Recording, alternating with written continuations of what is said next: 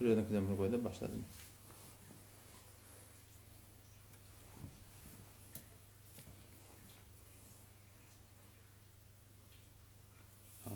Toplayıp başladım elhamdülillah. 15. celisi porsu şu pasaklıdan. Sonra cevap bölümünden. Elhamdülillahi Rabbil alemin. Ve salatu ve selamu ala seyyidina seyyidil enbiya vel mursalin ve ala alihi ve sahbihi ecmaîn. Muhterem oğlum, Allah tebarek ve teala 24 saat boyunca çeken rahmetlemedi. Fadıl kerime kabul ettin. Umid bi Allah tebarek ve teala çekilen rahmetleri öz halını alıp ihsanını alıp kıyamet günü dağlar yalak edip de rahmet edip salaştırsın. 15. cilt hemiz porsu şefası okudan. Sonra odan. Olakan bir devlet Türkmeniler arasında yani bir içinden bir dini şovuk görünüyor da. Heves ve soramaklığa, heves ve bilmekliğe, heves ve halal haram saygırıp da suratında doğru bir şeriatın, dinin, Hanefi mezhebin ayetlerine göre amel etmektir. Onun inşallah umid babır iyi bir bidariye İslami partin inşallah Teala bir Türkmenil yamaçlardan önkü izzatına, önkü avrayına, önkü hicabına dadına getirin. Hakikatinde bilmesillik bir olakon bir yani bir adamlarda hata okuyanlar. Ne kadar dattı başka hakikatinde Türkmen ili şun hakikatini bilene, bildi edecekken, nağıl öd içer maşgala yağdayına, öd içerisinde şoları edecekten adamlar adal elhamdülillah.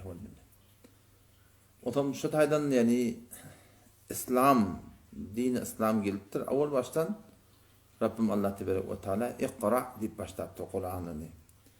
23 yıl Allah tebarek ve teala Kur'an indiriptir. Şun avval başı okuy demek bilen başlattı. Yani okuymakta ne ama bilmek ba. Okuymaklıkta düşünmek ba. Okuymaklıkta duygun düzülmekliği var. Elbette beşerdeki okuyanların da doğru da olsa. Ilmın artmaklığı var, fehmin artmaklığı var, düşmün artmaklığı var. Şu form bir bizim dinimiz okuymaklığı kendi tavsiyedir. Ona kadar adam okuyup yetip bilmeye de Allah tebarek ve teala hel yestevillezine ya'lemune vellezine la ya'lemun deyip onun da derecesini belirtir. Yani ayet bilyerli bilen bilmeyerli değil mi? Muşakkas bir din dağıttın. Öbür taraftan da ayet bilyerlin mesuliyeti bilen bilmeyenlerin mesuliyeti din olup başarır mı? O da hiç öyle din olup başarır Müslüman oldu. O zaman umid var Rabbim Allah tebarek ve teala şu oturuşukları, şu forum celisatı, live'ları, dağıtları Allah Teala bir Türkmen ilin yamaçlardan bir goyda açılıp Çin şeriatı ve bolmaklığı kastedip de sonra yaşamaklık bir inşallah Teala nasip etsin. Hayatında şu kun Türkmen ilin düdelerini biz hem cemil kavrayat. Türkmen ilin şu atşı gelen halini biz hem cemil kıyınanıyat.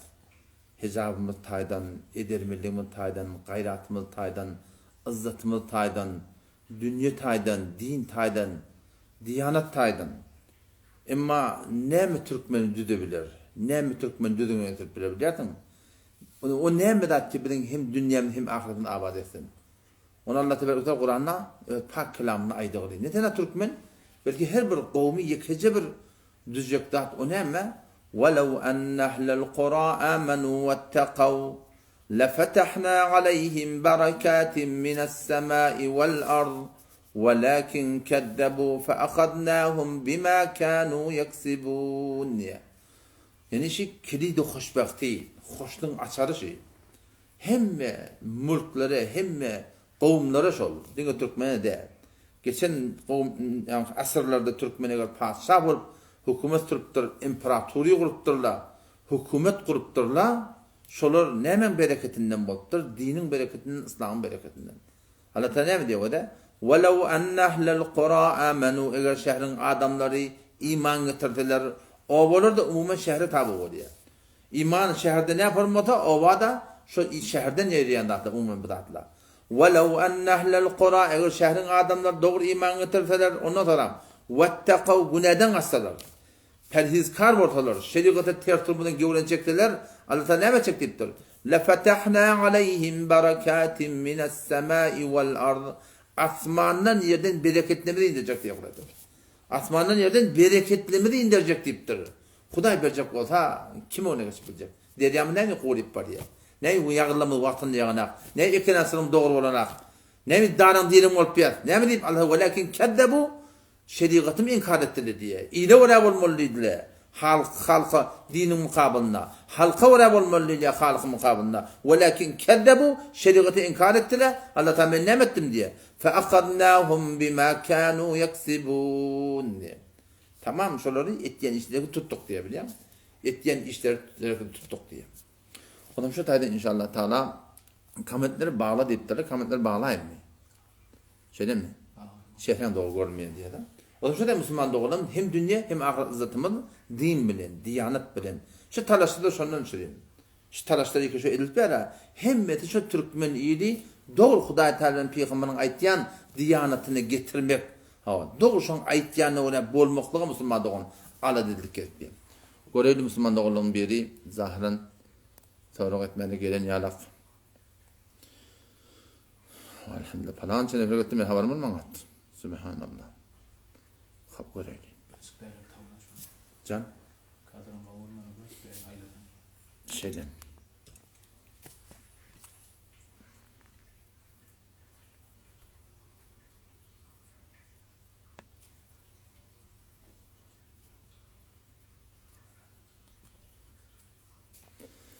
Yaparım var ya abi.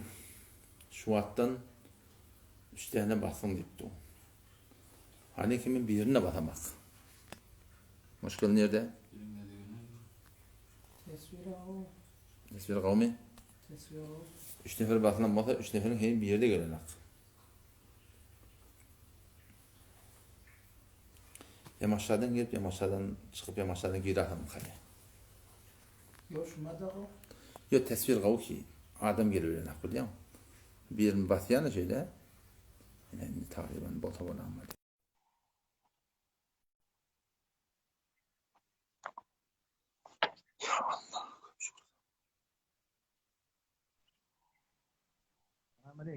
Esselamu Aleyküm. Esselamu Aleyküm.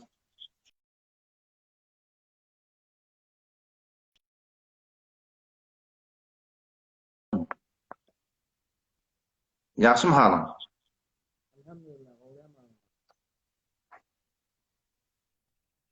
Elhamdülillah qavi. Jangarı işin masa sen ayda. Sesin gelmeye. İşin masa ayda.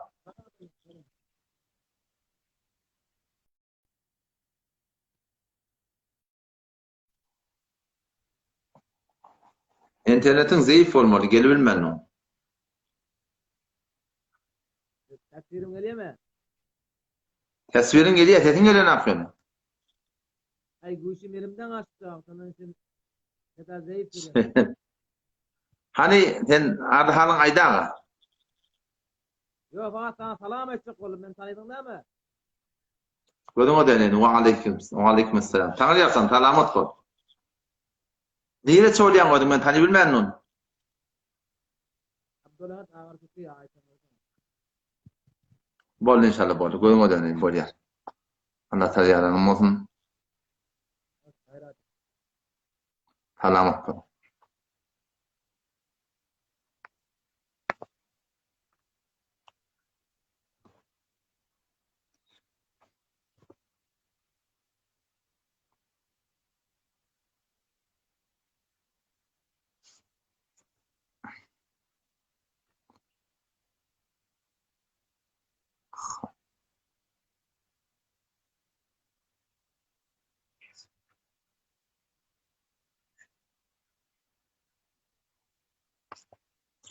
Müslüman doğulamının bir sonra ottur yazıp bilen yani yazmaklık bilen ki öz etiqadın hakkında kep desen gittir. Elhamdülillah vel minne men şu at taliban Hava yani bir 20 yıllar beri, 83. yıldan beri, 84. yıldan beri. Elhamdülillah o dönemin dinin gurun berken. O zaman şu gurunun içinde de meni hafız olman etikadi, zati şu adı selim kamilen belli boluğu. Men Hanefi mezhep hem etikadda hem furuatta. Etikattaki dersi bizim ehli sünnet onun sonra maturidi değiller. Has bir mesaille var ki on zayıf takdel. O bir Hanefi mezhep. Hanefi mezhepte ne bağ olsa son öğren Müslümanlığı olan. Başka ne yok? Hanefi mezhebin kitabından haytı bir dağda getirip bize koy köstele, ladetlere Müslümanlığı olan bir son tabi.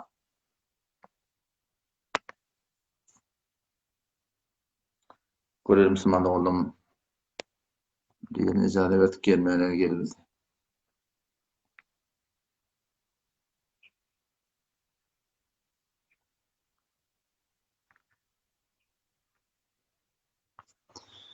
Yeni Müslüman doğunun bir sorattır ki alhamdan övünçek ay auzubillah aytman mı aytmallan namaz okuyas namaz başlanganda orta rekette subhanak okuyor diye ve orta rekette auzubillah da aytmalı bismillah da aytmalı kalan rekatların hemmetinde dine fakat bismillahirrahmanirrahim ediliyor. Yani bitin hemen 2 rekat namaz olsun, 3 rekat namaz olsun, 4 rekat namaz olsun şonda dine bir çizer subhanak okuyuşunu diyalak orta rekatında dinge orta rekatında Euzubillahimineşşeytanirracim demeli. Elhamdülillah. Qalan rekatdan hemmenin başında näme? Şol dinge bismillahirrahmanirrahim demeli. Başlaһın maraha önüne aytmalar. Hop.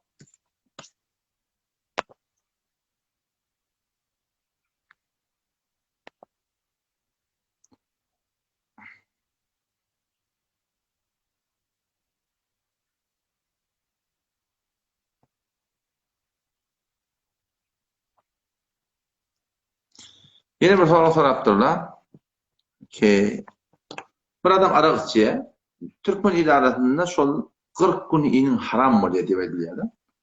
Şu köp Müslümanda oğlum 40 gün inin haram bolsun o ýalňyş bolur. Belki aslı gurrun şey yani araq içmekde çizer günahkarçılık bir adam araq içende 40 günlep şol adama tövbe diye halsan namazı okuyvermeli. Yönü şol güneşli ulukan günahkarçılık bir güneşli şol adama namazın soğadır. Eğer namazın soğadır deyip namaz okuymasa ola Hudaý takın namazsız da dünyadan gitse ola adamın imansız gideceklerine hiçbir şek yok Müslüman. O ne etmeli? Yürekten eden hayır günahkarçılık onun için arağın kurulunda yürekten eden için kıyınlanıp dilberini Hudaý Teala yalvarmalı bağışla deyip evlep etçeker ehdi peymama alışmalı namazın başlamalı. Yöne şu günah şicre bir günahkarçılık ki şol adama 40 günlük barahim yani barahim şon okuyan namazına hava soğağı verecek geldi. Şu soru. Bilmedim bu gece bu yana gelmekleri katı kıymetli. Bismillah. Ben yargıtları ödeyin, yargıtlardan sonra olur inşallah Teala. Başladım öyle cevap verin. Seda zayıf tipti bilmedim. Şayet hem Müslüman da onun internet hakkıyla. Selamünaleyküm. Ve aleykümselam. Han olan kavmun. Hudaýa şükür tağaman otýetime mehem Mehmet. Kahvaltıyım ben. Hudaýa şükür elhamdülillah. Türkiýeden siziň bilen tamasda boldum. Can, haýyş etýän. Ayda işim var. İşim şöyle de yani bazı wagtlar bolan insanlarda yani hemmemizin aramyzda bolup geçdiren zatlar yani tahqir edilýär biriniň tarapyndan. Yani köp tahqir edilýär.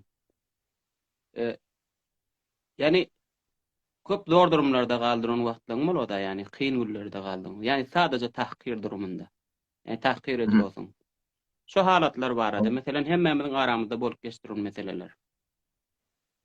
Yani köp günah almaýyn diýorsun. Yani näme etmemiz gerekli? Şunam açyklap bersen. Ha, Müslüman doğanın sorağı şey, Türkiye'den haberdaşıptır ki adam ilerini gelip yerden tahkir olyan. Türkmence'de tahkir deyilən yani xarlan yardım. İyinin arasını utandırıyarlar. İyinin arasını ağrayın dökyerler. İyinin arasını seni Bana kiçili yerli, ilin artın telma difili yerli diye aydan. Odam Hawa. şeyli bir yağdırda ne etmeli? Bu taada avuna şun öyle bir ulukan günah karşılıklarını aytıp vereyim. Şun Peygamber Aleyhisselam galiben ya Resul Aleyhisselam dedi ya Hazreti Ali radıyallahu anh dedi. Hayti bir adam gen görse munda bolup berşini. Başka bir adam harlatay, fikrine, diline, yüreğine, harlaya, tahkir et diye munda bolup berşini. Munda bolup beren günni, munnani, Türkün etmeyem nemi.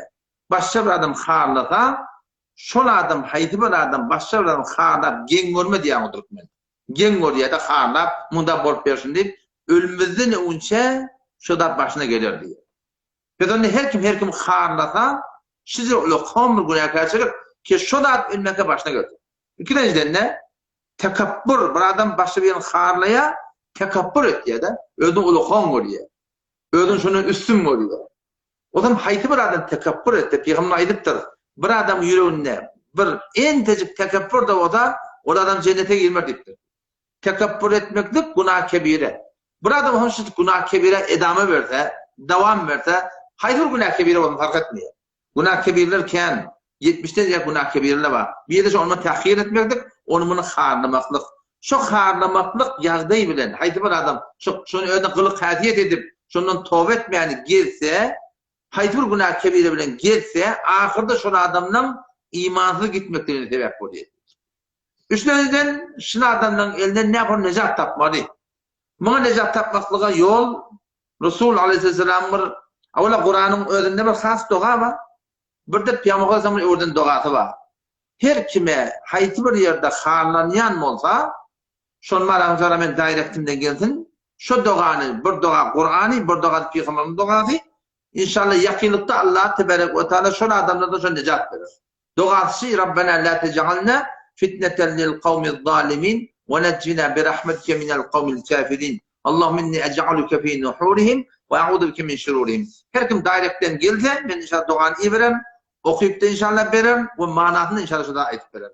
O zaman şöyle beşot namazını Hudaya sığındın, behatı şu doğanı Hudaya sığındın, yakin Allah tebarek ve teala yakınlıkta, şu daşçıvına düşmançılık et yerleri, onu tahkir et yerleri, onu horlayanları, onu batmırlayanları, onu ağabeyine yere vuruyanları, Allah teala yakınlıktan başından savur, inşallah teala Hudaya tamir akune çıkarır inşallah. Sağ olun minnet. Bolum inşallah. Bunda da yerinize ağrımasın. Bolya gurma deni bolya. Allah yaranın olsun. Minnetler. Sağ olun. Aleyküm.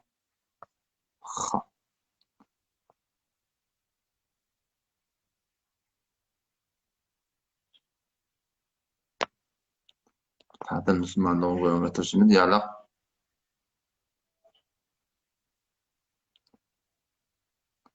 Bir Müslüman doğumuz sorak etipdir.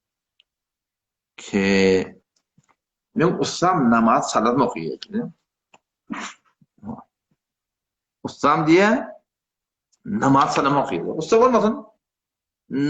Mescidin imamı olsun. Mescidin imamı olsun. Her kim olsun namazı salat okuyayım. Salat ne manada o da?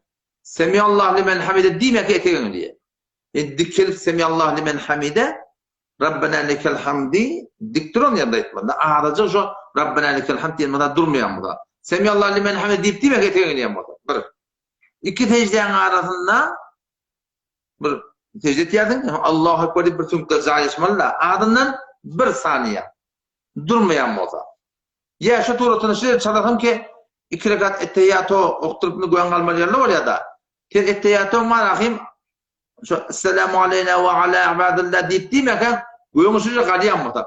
Şu bir hasır namaz okuyan bolsa, onunla o adam ile namaz okumak doğru. Başarıyan bolsa, mescit bolsun, her kim bolsun. Başka yerde okuyun, başka bir imam tafın, başka bir cemaat gödeşin. Yok, imamı ütüyetip bilmeyersin.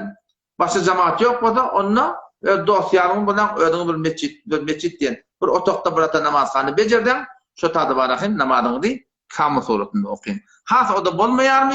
Mümkünler mi? Onu öz öyünde, öz denana, oğlan uşaklan bilen barahim birlikte inşallah cemaat etmek olur. O forum çadahın namaz okuyan adamın yerine asıl namaz okumak Müslüman doğan doğrudur. Hop. Bir musulman doğumda sorak ettir. Hawa. Ki dädem dipdir dünýeden aýta dipdir. Hawa. O hem dädet dünýeden aýdypdyr ni. On erkek doğanları on miras hakkını vermeyen şekilde. Umumen şu akıyla hakta Türkmen ilarasında var akıyım. Ben şunu yazayım. Türkmen ilarasında şu kun ayarlı oğulları bir yüze kaldırıyorlar da.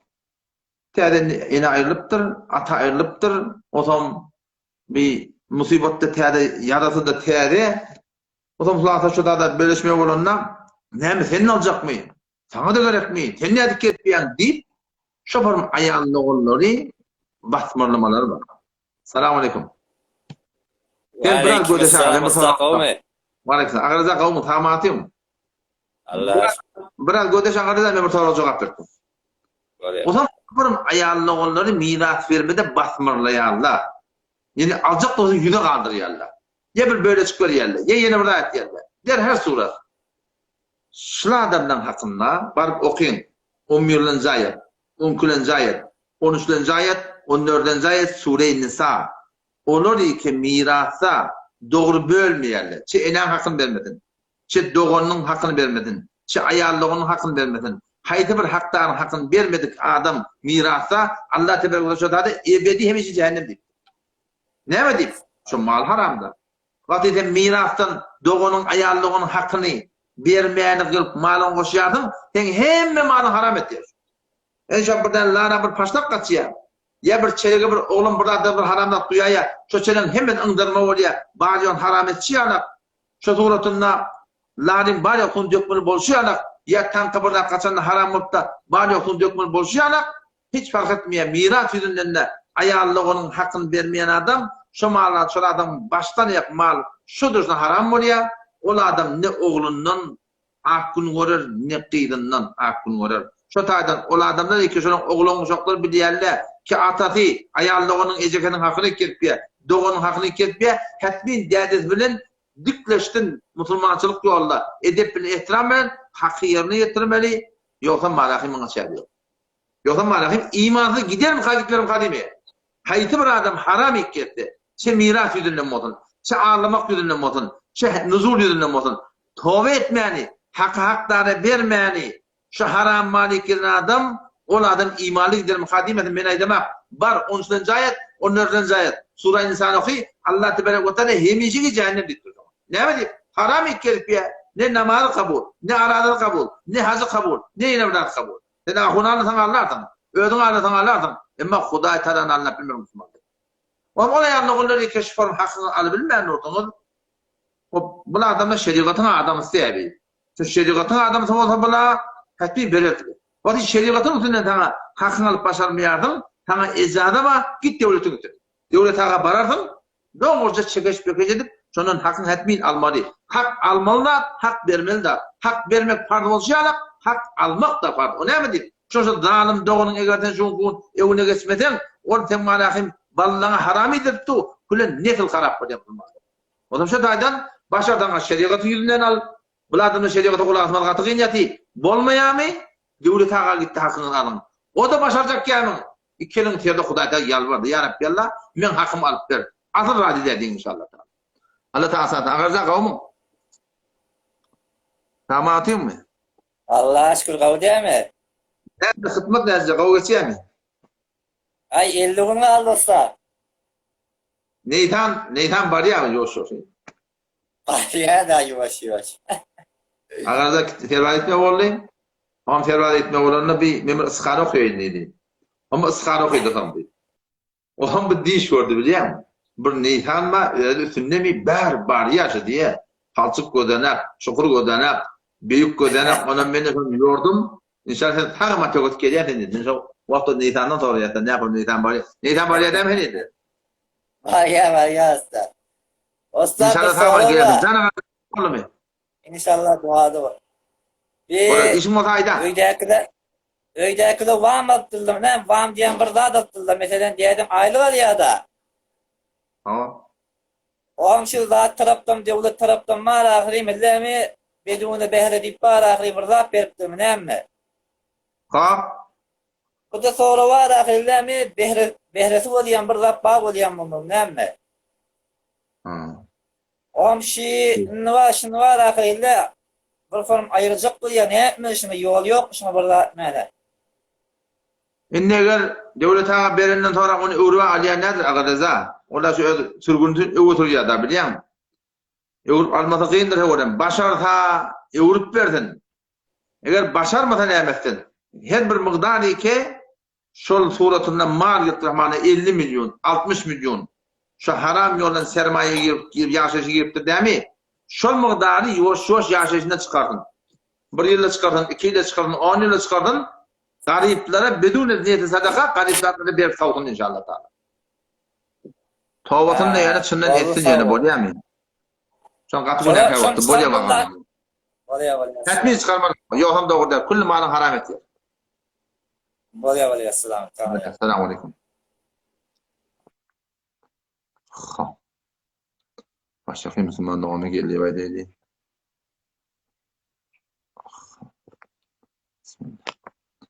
Yadırlıklardan ne kadar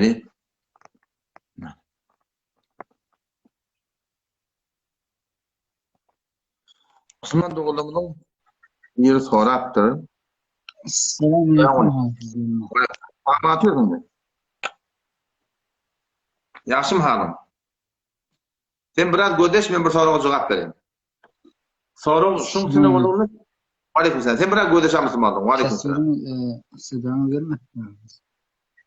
Sen sedan geliye tesvirin yok, muşkil yok. Sen biraz gödeş ağam. Kudaya şükür elhamdülillah. Elhamdülillah. Sesin bariyam şu var. Biraz gödeş ağam. Teyemmümden soruldu. Teyemmüm ne meselesinde oluyor? Teyemmüm niye etmedi? Müslüman doğumunun gurrunken. Bir de iki de. Yok hem etmedi, her 4 tane farzı var. Niyet etmedi. Arasa yer tapmadı, yerin zıhdından tapmadı. Bir vuryan, 2 yüdüne mesretyan. Yeni bir vuryan, 2 yüdüne mesretyan. O zaman onu bir mollayı da hatta, ama bir adamdan emeli öğrenme oluyor Müslüman doğum. Emeli öğrenmesen ol bu tarafın zayide. Elbette bir de var. Teyemmümün gurrun gerek bolsa söylemi. Komente açmalı deyiptir. Derhası cevşeden vermeye diye. Şu olmadı teyemmüm. Zahiren uzun değil mi? Söyledin mi şu?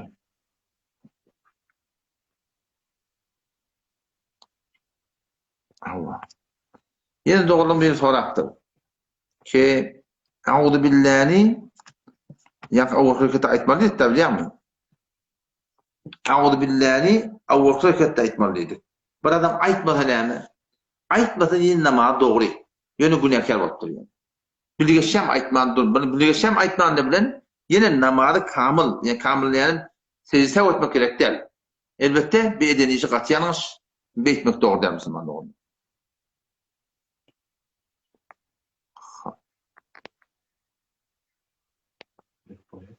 Hocam?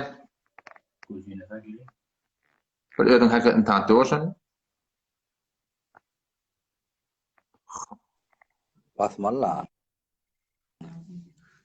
Ne mi olacak? Yarından var. İnsanı melek diye. Selamun aleyküm. Ya donlu. Müslüman doğruluğun tamatıyım. Hoş yaptığım ben burada sonra cevap vereyim bu edeceğim. Lahana internetin zayıf yarak oluyor. Bazı keleşten toraktım. Habayil bazı bir form tutarlık. Nağul billah. Allah'a Mekke'ni belli ya şuna mensaatlarda.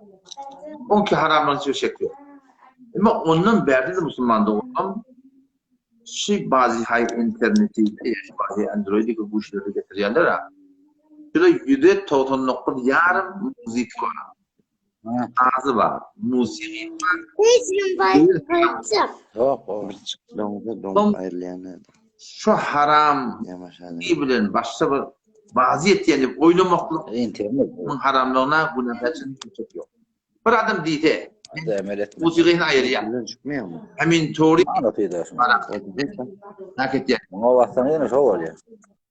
Emin Tori ben manakim oynayan nivaysa. Onu da orada Müslüman doğru. Sonra ne bir hutbasını sarf etmektir.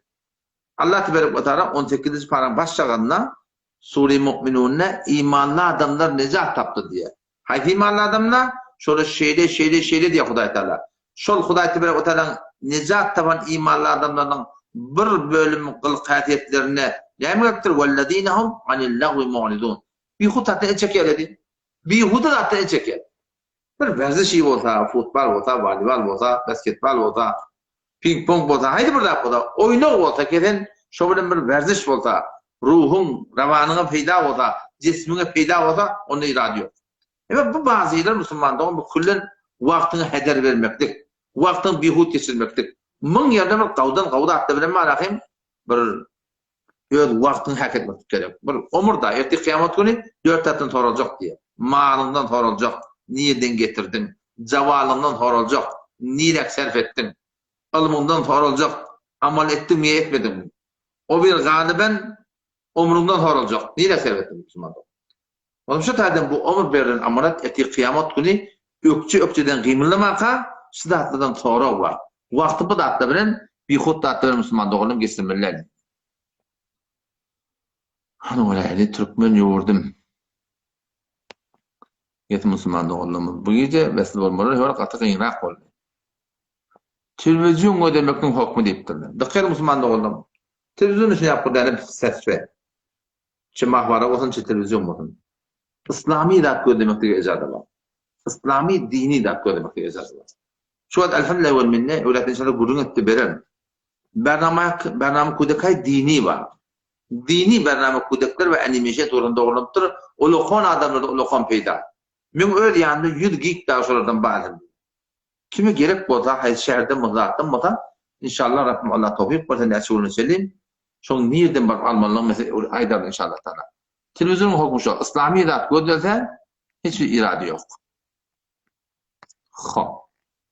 Müslüman dogalym birini getireydi.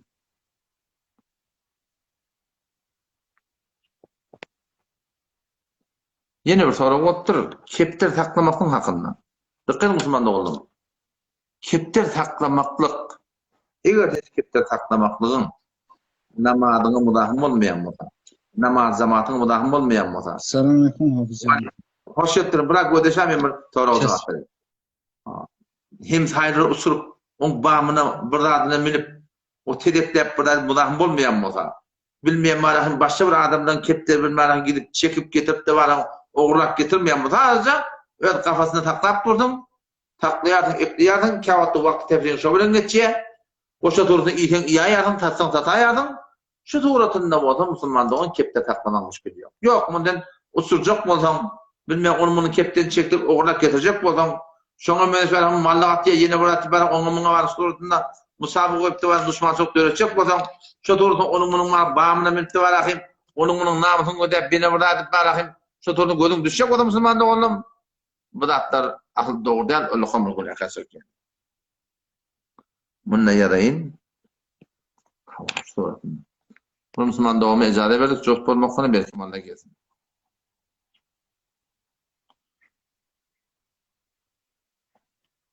Sonra bu taýda bir zat ýazypdyrlar. Düşünýmedimken.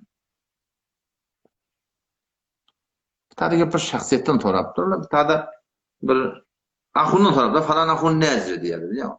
Men taýda at tutmak niýetim ýokdur falan ahundan. Biz Hanefi mezhepden her kim her näme bar ahim bütün gözüde sürler. Her kim özünden düdüyen bolsa, özünden aýtýan bolsa, o aglamyşdak gurulmak bine burada edip millete arahim. Yani ihsasaty gurulmak kitapsız aýtýan bolsa, kepe kabul etmem Müslümanlar. Bir perwan gelecek taraf huttu gelip bilmän.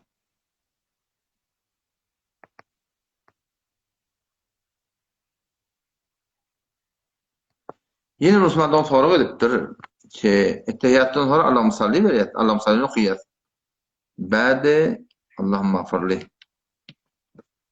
Ettehiyyattan sonra Allahümme salli okuyat. Allahümme bari okuyat. Allahümme afirli okuyat. İşte tüketip salam vereyim mi ya? İzine başında okuyatan bolýam dipdir. Dikkatin o da salavatlardan sonra salam verecek bolup oturan kadamız da var.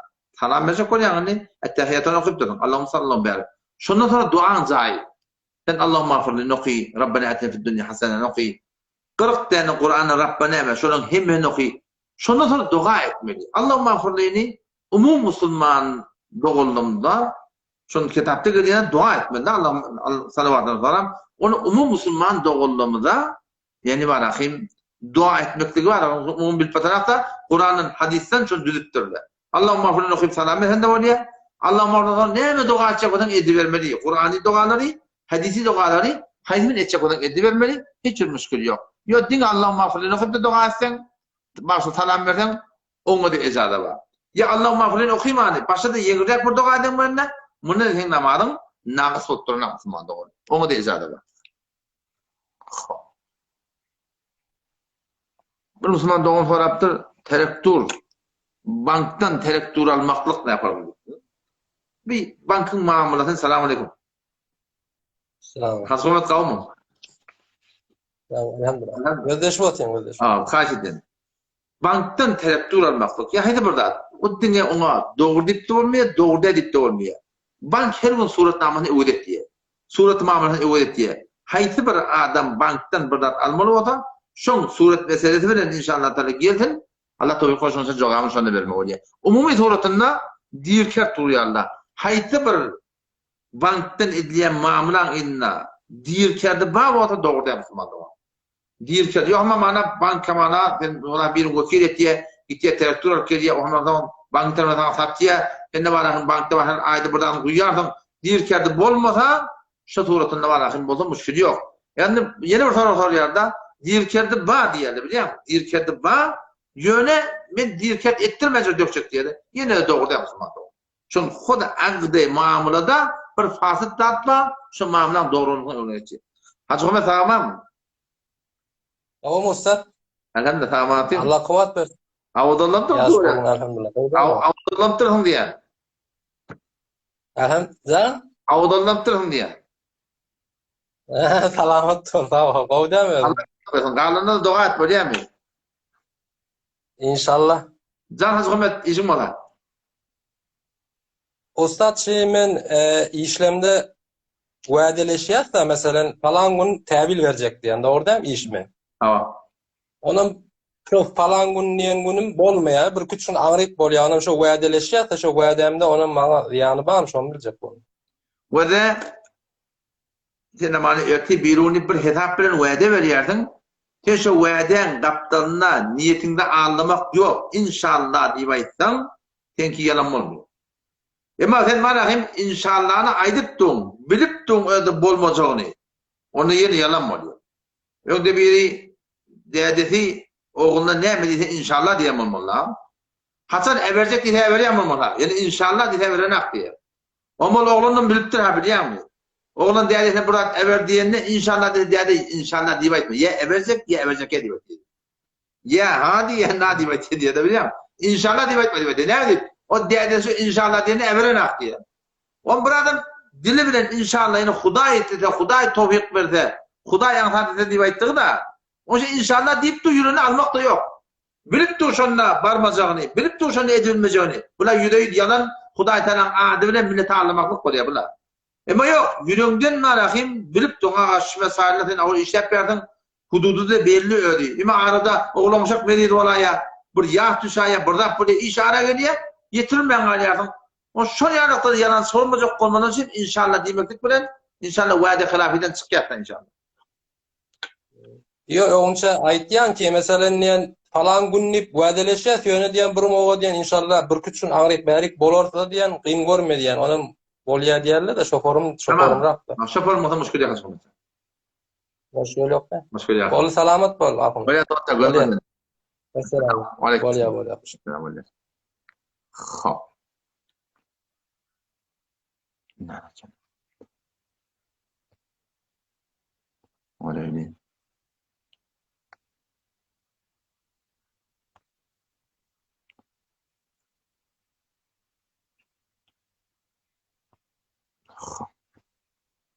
Yadıklardan neyme sorağı var? Ne olaydı? Osman da biraz soraptır. O dikkat edin. Öyde olsam adam sesini eşitmedin. Adam çekmeni dedi. O da obuda olsam. Obanda adam çekilip dur. Adam eşitmekten de adam çekmek gerekti. Emma Müslüman doğan göde şaran. Şimdi bilemeden o da o da sen. O da adan ismi yaptırdın. Sığırına, malına, ya Kur'an'ına meşhur adan ismi yaptırdın. O yerde adan çekmekten gereği yok. Ama Tehran'da oldun. Ulan Tebriz'de oldun. Haydi bir yerde. Ehl-i sünnetin adanı yok. Ya bu hada var hem şehrin koçetinde. Bu tadı gerekli. O adamlar iki şurada mukim olup yaşayıp verir. Musafir olur da. Musafir da olanda adan tekbir etmek o mustahap. Sogap yani. Ama o mukim olup veren adamlar değil. Ama şu Tehran zamanı oldu var. İşte böyle. Şu işte berenlerini Müslüman da oğlum hetmin adan çekin yani. Yuvaşıktan adan çekin. Kıyıl çekin gibi beter kavun. Başka kişi bana gurun tapmayalık. Şahette bota bular. Yoksa sünnetini okuyun. Sünnetten toranda var ama tekbir etten inşallah Teala farzını okuyun inşallah. Şu tuğratında bolsa hiç bir müşkül yok. O ban sünnet mutluqa estimdesin. Onun gereği yok. Müslümandan burada sorattır. Akşam namazının vakti gün yaşandan sonra ne kadar diktir da? Yani Hasan Selim bir okuyup başarıyat. Yatsı namazı. Yok adam Hasan çekili ya adam. Umumi Türkmen idaresinde gün matandan ta yatsının arasında yaşamak bir saat yarım belirttirdi. Kadim ulamanın sözü gelen tertipmiş. Hop. Akşam namaz şeklinden sonra yani gün matandan sonra var ya da 40 dakika çellim caiba namaz okumakla bidun kerahiyet. 40 dakika çellim caiba yani var akşam namaz okumak. Onun anda kerahiyeti var Müslümanda. O doğru değil. Okuyar yani kerahiyeti var. Ol bir namazı ki mekruhluk bilen marahim. Adam olsa onun öyle bakayım oluyor. O da şöyle ola namazı giza koymalı. Namaz üstad peygamberin giza koymalı diptir. Bre namaz vakti gelse bir dakika yaşına yetse anında bir doğru adam gelse o bir de var rahim hava. Bir namaz bir nikah o bir de zinana teyar o diptir. Köyden şu kun zinana teyar olan var rahim. Oradan bir gün yarım giza vakti yarla ya bir gün giza vakti yarla var. Şuna şeriat boyunca doğru değil. Dua ettirecek. Kan adam üstün. Hop kan adam üstün baba Allah mahfudin o dua da birbirine. Allahümme sallin birbirine dua. Allahümme neseyine dua. İn hemen dua edip dur akı. Şatadan şeriat boyunca cenazı teyyar bollu mu? Evveli Müslüman doğan. İkinin ara. Hatta akşam ara. Hatta akşam da Müslüman doğan. Şunu gömmüklük var akım şeriat boyunca bir de bir borç şunu etip botu beter koyuyor. Hop çok olmakta bir ecale vereyim. Onu belik çıkıp bilen ağır oldu. Hop. Selamünaleyküm Hafız Canım. Aleykümselam. Sağ atıyorsun mu? Yaxşı. Allah'a şükür elhamdülillah. Kavul olsun. Anamın. Zangara ot işim olsa.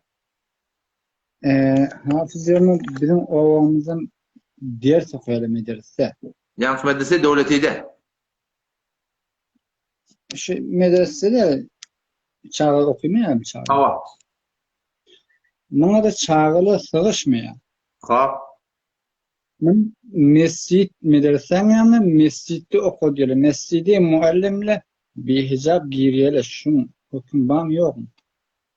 Ola. Mescidi de tutulur. Hava. Mescidi mesela medresen yerine okudup dururlar. Çağrılar mesela libaslar doğrular hala bilmeyin bazıları koşulu giriyor. Yani sen şu muallim çekiyid olsun o da bir hicap giriyor. Şunu adı yok mu? Müslümanların soruşun üstüne ki medresede cay bolmani mescidi medrese tutuyor. Müslümanların bu doğru değil. O da mescitte okudu. Ama aslında doğru değil. Çünkü o tarafı ibadet cayı. Mescidi ibadetten şirin koyuluptur. Mescid bir gelip medrese etmekte bizim şeriat taydan ona icaramı da yok. O van adamların boyunna şu kaptanın hücret altında ya an servisin özüne bartında otak salıp versin şu maşru tuğrasında var akım tedbir etmek gerek. Ve bir nihayet bir iman taydan, din taydan katı bir kavşaklık ki biz Allah Teala'nın öyünü yimlik yana olan kıyık çiğik onun içinde medresen kitabı var, onun içinde yok eksilde var, bardakta var, mescidin edebi var, ihtiramı var, sıylığı var, hürmeti var. Ama müellimdeki olamazsa o takvar ya Müslüman doğrulum. Bu doğru da değil. Bir katı kavşaklık yani. Oldu. Allah yararım olsun. Hop. Maşallah.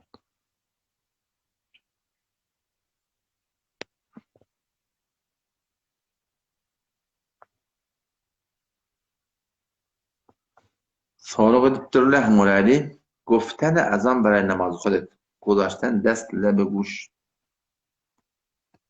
Musulman doğum bura soraptır. Niye ayttık da Teheran'da otan belli otan ne bilmeli? Adan çekmeliydik. Odan şonuna da iki barmağını şöyle kulacağını tal niyara. Şoför etmekte gerek mi? Bu da sünnet emel Müslüman doğum. Resulullah sallallahu aleyhi ve sellem öd mübarek Peygamber'in öde adan çıkıptır. O sen de adan çekken ki her netten Peygamber'in meyve soruyor da. Onun şu da hadi ikile barmağını kulacağını yimsizlik var. Şöyle içilip dermeler, içilip dermeler. Barmağın kulağına atalım. Şu yimsizlikler var, içilip der.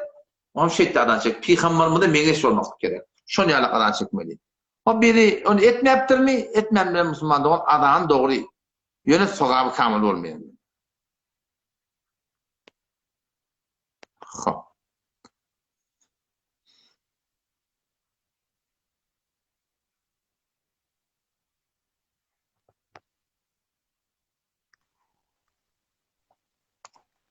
Selamun aleyküm.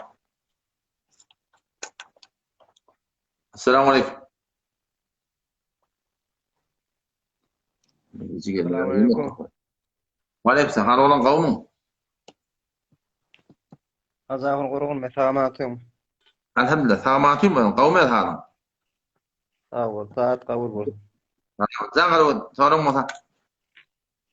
Azahın bana şu teregi sahih qoslu cenabet var aytып bersen memnun bolacak. Osu Cenab-ı hakkında soran sen bana peygamber ağa bolýarmy? Men şoň hakkında Telegram'dan ber. Telegram'dan da Telegram eger nesbetseňiz, şoňa filtrejeken dat gerekke.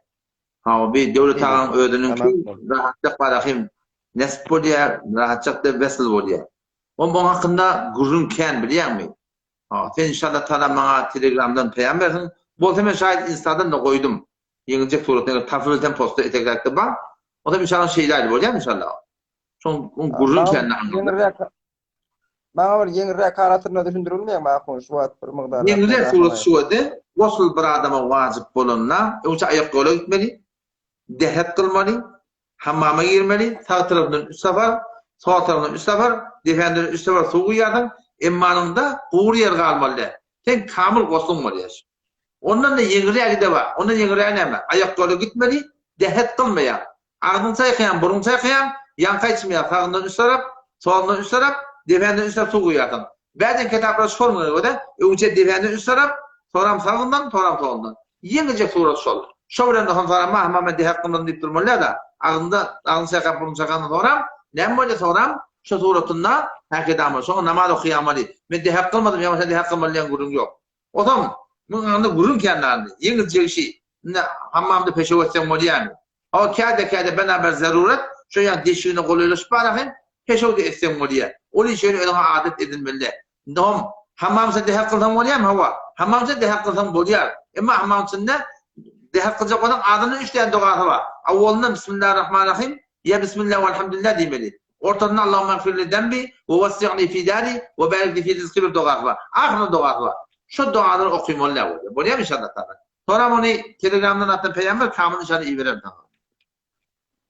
İnşallah selamet bol. Akon ýene bir soram eger icazet berseň şu goslun täretere namaz okuýmaklyk bolarmy akon?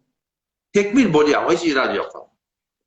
Goslun dehretinden namaz okuyan bolýar. Ya aýtdym o da dehret kılmaly. Ağzyn burun saýkap, suwa çykdyň, şo bilen namaz okuýan bolýar. Şo bilen Kur'an okuýan bolýar.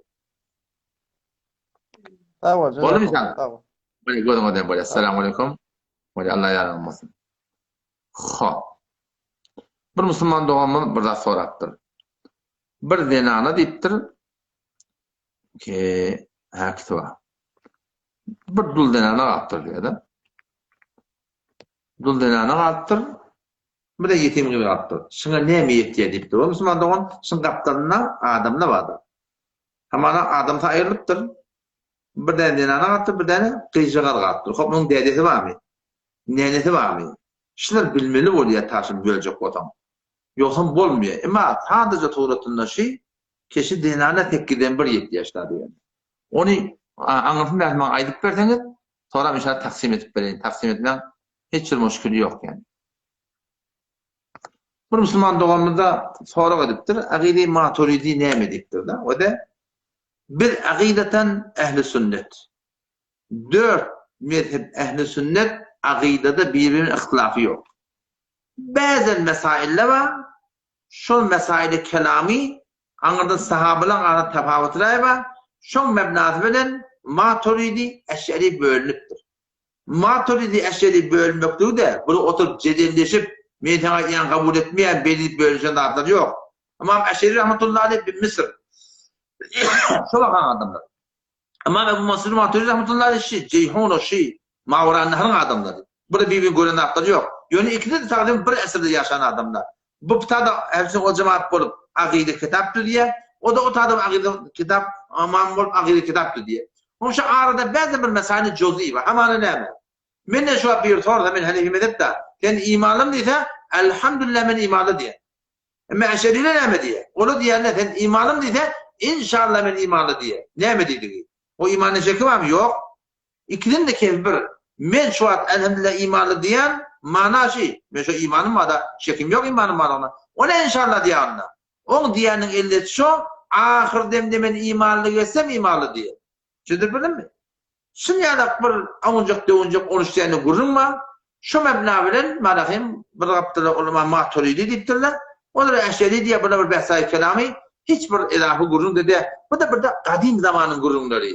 Bu da manada bu da amr kamil gurun dağıtır yoğurak Müslüman'da olan. Bu da şu mebna bilen bir akideten ehli sünnet.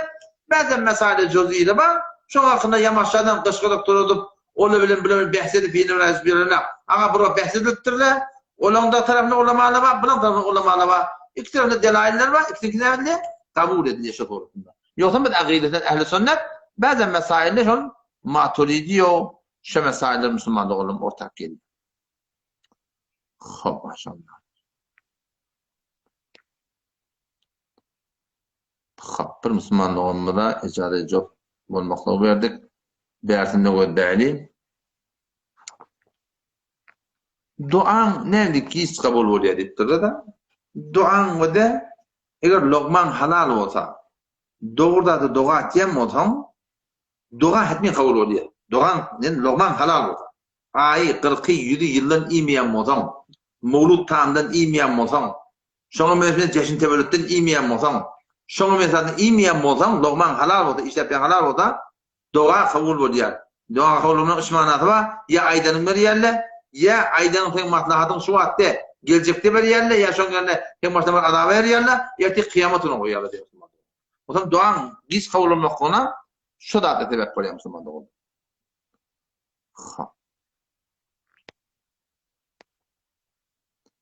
Yavuklardan olaydı. Seyfiye doğrulamadan toraptırlar. Yani şu bir klip koydular bile. Yani ki story ettim. Selamun aleyküm. Assalamu alaikum hocam. Olmalı. Elhamdülillah. Sağmadım. Hemen göğde şahane bir tarafa cevap vereyim. Böyle. Seyfiye doğrulumuz havaş. Türkmen ilahını bakiyle tattı. Buna bilen tariben bir 90'lı yılda bir münazara oldu. Bazen ben koyandım münazarasını. Bizim Müslüman doğrulumuz. Orada da ölen Hanefi bir yerde öyle kıyılan taktı. Bir sürü mesaillerde hata gidip de var. Hanefi mezhebin kitabına oraya amal etmeyenler. Sahab sultan Müslüman'dan dikkatim o da Sahab sultan esmi ikidar. İtikat salim olmalı. Hanefi mezhebi oraya. Şeriatın aydanına oraya. İkilen de lokman halal olmalı. Kıyılan taktı şunları ki şu kun Türkmen ilarında umumi suratında illa maşallah sahabın bennip sahabsızlık yötüp yerler. Akide kalha ya behevettin ya halatlevi ya falan çağırmadan bolmuyor. Şu boruya koyuptu. Kişi Hanefi mezhebi önce doğru değil. Ükilenciden de lokman olur. Ay 40 100 yılı barıp ipti eminip Türk'aytiyen sahabeler pirler Müslüman doğrulum. Kitap boyunca bu tavsızlık derdi değil mi? Ağam kavmun. Elhamdülillah odan badarım. Bir sağlam ateşi elhamdülillah kurmatı. Toruşturur mu ezali vertem? Ya kaçıdan ayda. Ve de bir adam dünyadan aytgeden öyle bir teleka adam. Teleka değil de mekşi biliyor. O hem sizin ağlarıma da okuyulan horam Şu bir qeýgyre şu näzire galan bir şu ýagşadım bir qeýşe millet. Şu näzire golýar şu. Dogry mu dogry şu? Şom bir jogap bersem. Hep boyunca ölen adam, gawa adam bolsun, telika adam bolsun. Tecdide yatıp ölsün, Mekke'de gidip ölsün, arak içip ötün, her bir adam bolsun. Şondan soran soramaklık ki, şimdi ne yapar mı adam? Kitabı öğrendi. Bir adam dörüldüğünde attı. Yalnız gülen soramazsa orada. Ki onu var cevap vermiyor. Kitapta yoklar. Bir adam bir becerilen adam biri bu da. Bu da becerilenlerden ne biliyor musun? Yani hadisten de istinbat ediyorlar da. İstinbat ediyorlar. Fetva verip koyuyorlar. Yani ne kadar bilin ki. Yalnız gülen soramaklık da orada. Ha, doğru sağ Ya böyle Allah yaramaklarım. Öyle. Selamun aleyküm. Vakt ne kadar olur benim vaktim? O da bir saat yarımdan geçmedin. Şey. Maşallah. Yaratlardan o deyin. Bütün Türkmen doğruluğunda bir salam deyiptir. Ve aleyke aleyhisselam. Bu Müslüman doğumunda Mevlud Khan'ı sorattı. Ben şu cevap verip yazdım. Mevlud Khan'ın gurun savunda başladım. Ağa öyle taze oldum. Kitapta namazı kıymak bademi. Kitapta namazı kıymak Kur'an'da var da. Şu Kur'an'daki var namazı kitabı oraya kıymalı mi? Kitapta zekat var Kur'an'da. Şu kitabı oraya vermeli mi? Ağa Mevlud Khan'ı henüz dedi. Ba kitabı oraya vermeli. Şu Türkmen ilan Mevlud Khan'ı kitabı oraya de. Haydi bir ağını sonra oturacak o da. Men teyyarsa oturacak. Şöyle ki Mevlud Khan'ı ettilerler. Hanefi mezhebin bunyadına ters, duyğusuna ters, derindesine ters. Mevlud Khan'ı ettilerler. Ağa şöyle ağını geldiğinde bir oturacak şöyle bir. Hanefi mezhebin düzgününe otur. Yani millete var ahim Şafii mezhepten buradan fetva verip aytyan keplerimi ahim doğrulap geldi. Katı yanlış yani.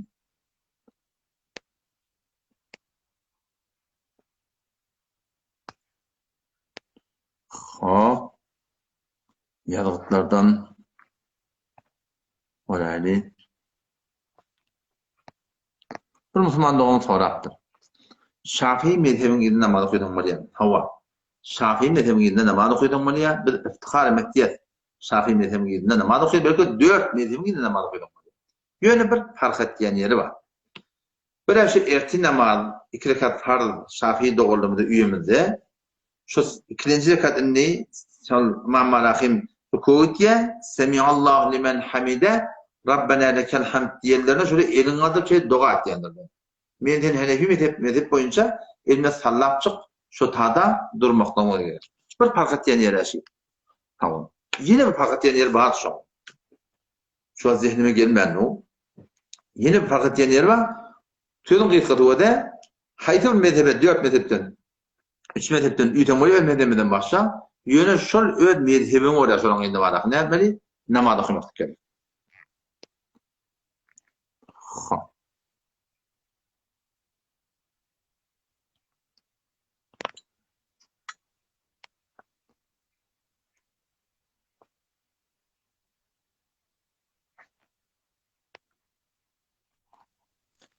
سلام استاد خسته نباشید. و علیکم السلام. حالتون خوبه؟ قربان شما. ببخشید مزاحم شما شدیم. خواهش میکنم بفرمایید. استاد جان در مورد طعام میت میخواستم بپرسم. بله بفرمایید.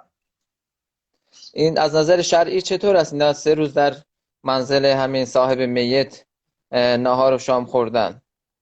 بله اینجا رسول خدا صلی الله علیه و سلم وقتی که حضرت جعفر رضی الله عنه شهید شدن و حضرت جعفر رضی الله عنه 3 تا فرزند خردسال به نام عبدالله عون محمد یتیم ماندن و زن ایشان هم بیوه ماندن و وقتی نبی خدا علیه السلام برای عیادت و تسلیت گویی تشریف آورده بودن فرمودن که بله اطعموا آل جعفر طعاما شما به خانواده جعفر بخورانید.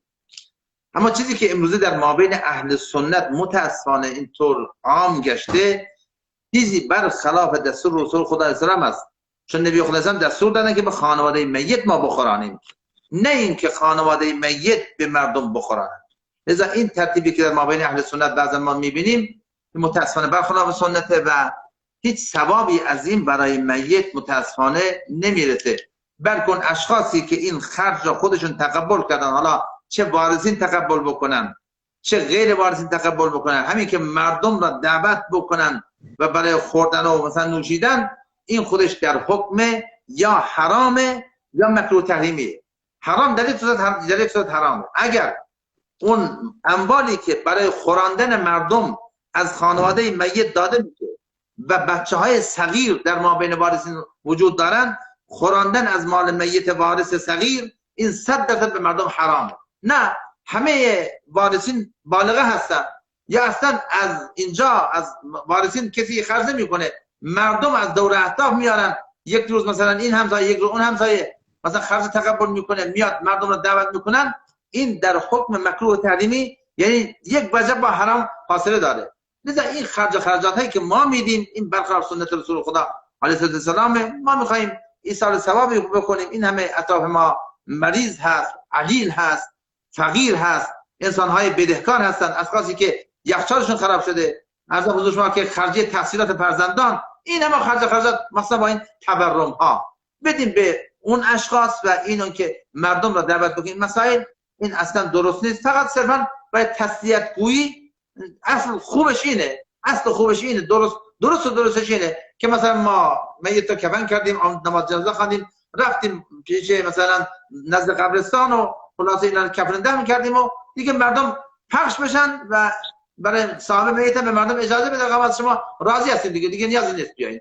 اصلش همینه. نه اگر میخوادن بشینه تا 3 روز به غیر از مسجد در خانه خودش هر کجایی که برای مقدور هست 3 روز میتونه بشینه که مردم بیان برای او تسلیت عرض بکنه. در همین اگر این مجلس تو مسجد برگزار بشه چطوریه حکمش؟ این که دیگه اشد دیگه، این که خیلی بدتره، چون که خودش خلاف شرعیه. این خلاف شرع رو آمدن در مسجد آوردن، این که دیگه بدتر است. این اصلا درست نیست، چون اصلا مسجد جای خوردن نیست. نه خوردنش نه. حالا این مجلس این پرسه میگن یا فاتحه میگن، این اگر تو مسجد برگزار بشه درست نیست. بله، چون که در رد المحتار من عبارت دقیق یادمه، در مسجد تسلیت گویی و مثلا این مراسم رو گرفتن، این طبق مصادر فقه مذهب احناف درست نیست. بعدا اگه خاصی میتونم براتون آدرس بفرستم. بعد سوره یاسین برای اموات چطور، یا در قبرستان قرآن خواندن چطور است؟ در کل هر کسی هر مقداری که میتونه قرآن بخونه، چه در قبرستان چه در غیر قبرستان، به صورت انفرادی بخونیم، ایصال ثواب بکنیم برای میت. این در 4 مذهب درسته، مشکلی نداره. بس حدیث اقرأوا یاسین علی موتاکم در مورد این چی میفرمایید شما؟ برای وقت موت، یعنی خواندن یاسین سبب یعنی آسانی روح از وجود میته. حالا بعض دیگر وقت هم خوندین ایصال ثواب کردین، یاسین را مشکلی نداره، منتها اصل اینه که این یاسین را در وقت جان دادن میخونن که اون روح از وجود میت به آسانی خارج بشه ان شاء الله. جزاکم الله خیرا. ببخشید مزاحم شدیم. الله شما رو خیر بده. السلام علیکم.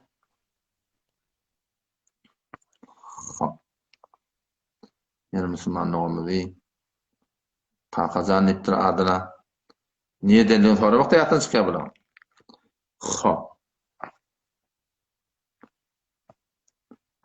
Bir de şu. Selamun aleyküm. Selamun aleyküm Ahuncan. Ama atıyorsun. Xudaya şükür Allah kuvvet versin Ahuncan. Selam. Kavmet hal. Kav Xudaya şükür akıllardan mızam oluyor Ahuncan. Yok xahiş edeyim, muzahmatın yok. Canım Aydan.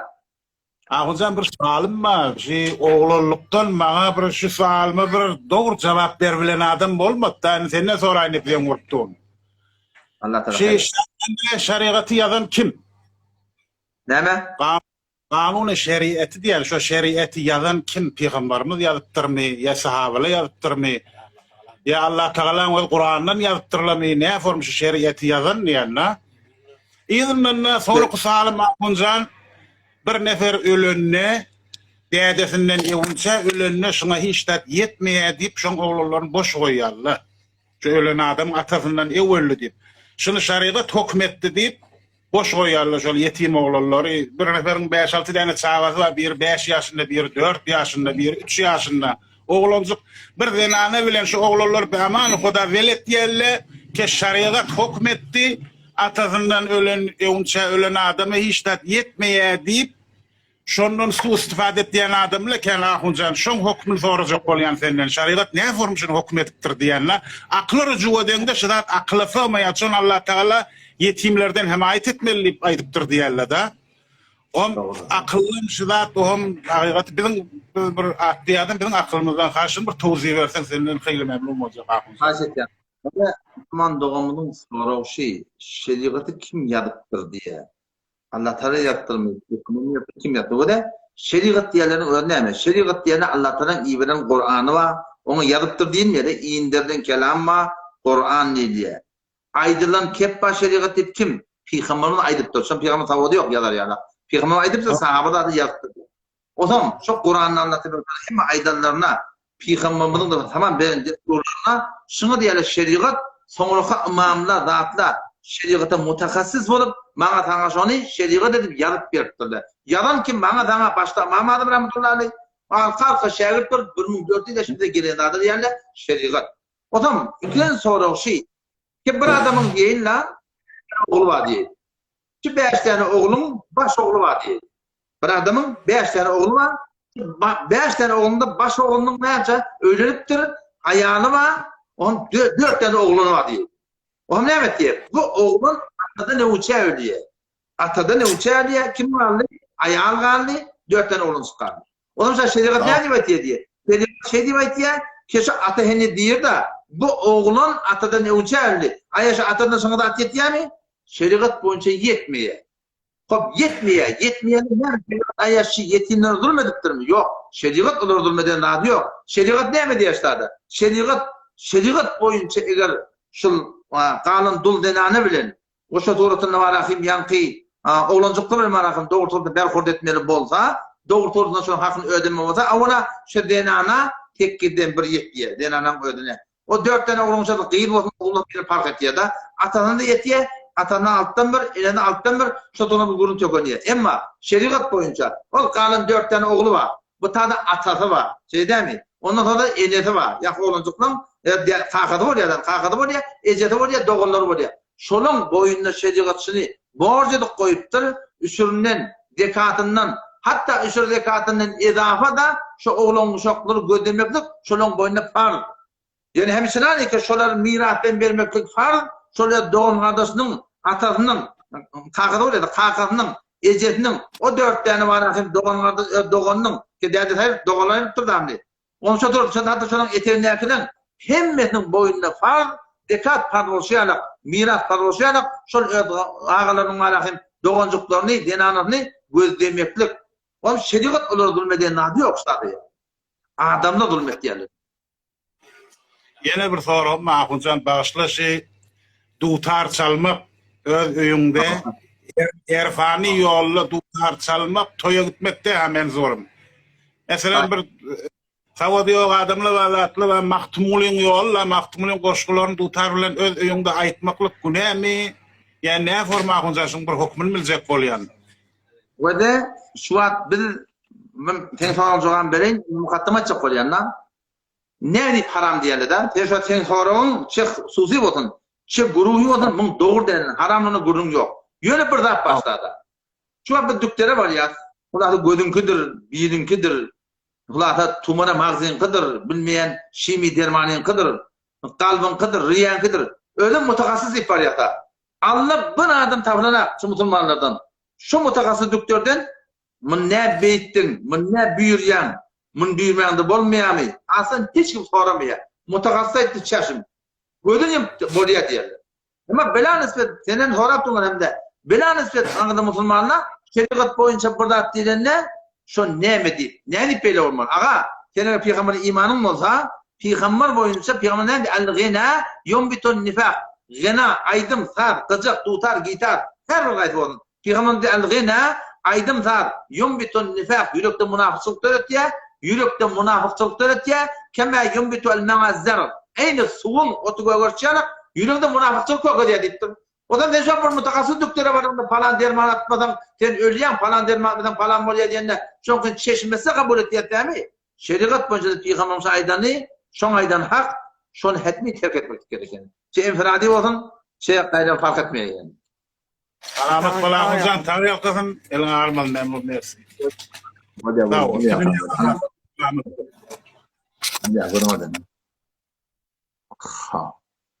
Maşallah.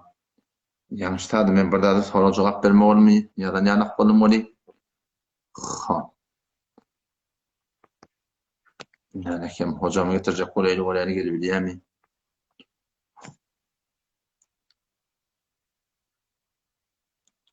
Bir soru yazdı. Selamun aleyküm. Selamun aleyküm. Aleyküm.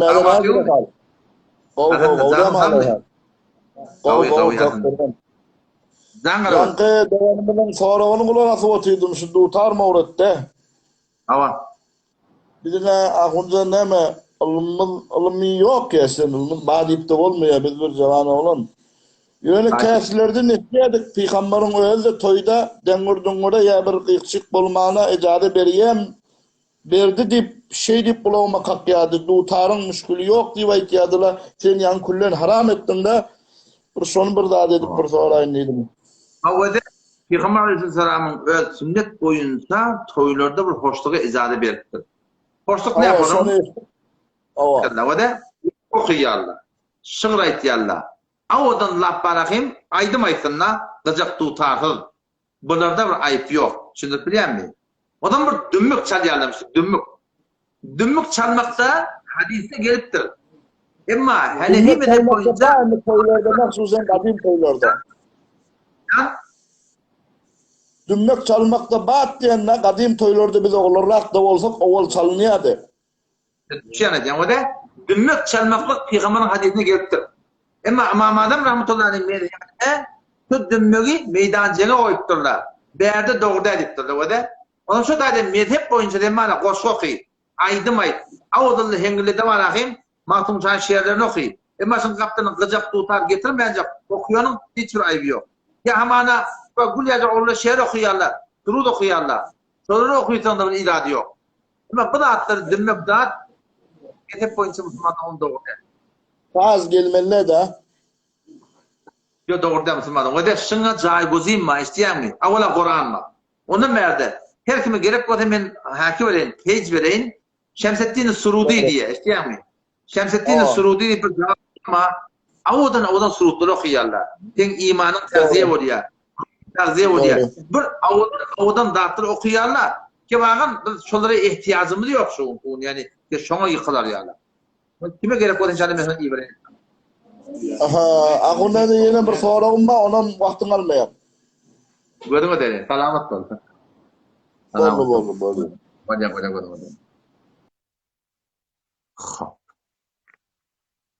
Yanlış tadı burada sorully. Ýazgy suratynda hawa, berekeller. Bir soraw şey, bazarda näçe defet peýda görmeli? Awal ertim gurun geçdi ki, ýene aýdaýyn. Wede bazarda kıymat bazar degilmeli. Kıymeti bazar degilmeli. Ama taşın Türkiye'de jetar kepdir. Afganistan yorasını, Pakistan yorasını.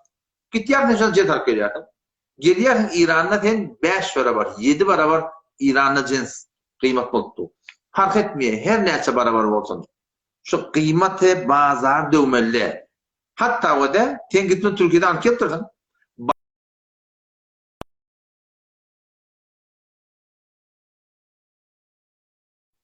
Ben şimdi bilýärmi? Türkiýeden keltirdim dire sektorunda. Dire sektorunda her nämde o da kıymeti bazar, do beraber, se beraber, ça beraber, penç beraber fark etmeýär. Kıymeti bazar degmejek tatwy beriň inşallah taala. Hanasy derset, hanasy beraber diýen gurun ýok. Bir saat ýarym menden bolup bardym. Can? Näme diýär? Selam mufti sahip. Wa aleykum selam. Tamam atýarsyň. Howda barň? Alhamdulillah, canım sağmy? Allah kuwatda. Howda bar? Bawan. Can garawat işimda. Şu mescitde diýenne. Yani kıyın namaz okuyup bolandan sonra biz tevhid oturuyok da bilýän. Tevhid tesbih aýtýan bilýänmi? Biren tew turup gaýtdy, Peýgamber oturmanır diýe. Doğru. Bizki garasy bir zat bilmek bilýän, şu ahunyň ýerine zat etjek. mescitten çıkamada da hiç bir tesbihat aytmak ki biz, doğru değil mi? Hava. Şoň içinde aytjak diýenne. Hava. Bir doga zat da doğru bilemdik diýenne, bilýän namazymyzy zordan okuyýak bilýän. Şonu açıklap berseň diýenne. Bu da dikkat edin, o da Müslüman doğulunun şunu soratdı Müslüman doğulunun. Ki namazdan sonra bir tesbih çekeceğiz, dua edeceğiz, Kur'an okuyacağız. Ne kadar adamın şu doğru etkilik takip. Dikkat edin, o da Hanefi mezhep boyunca 5 vakit namazda 2 forum namaz var. 2 forum. 5 vakit namaz 2 forum. Erti namaz bilen.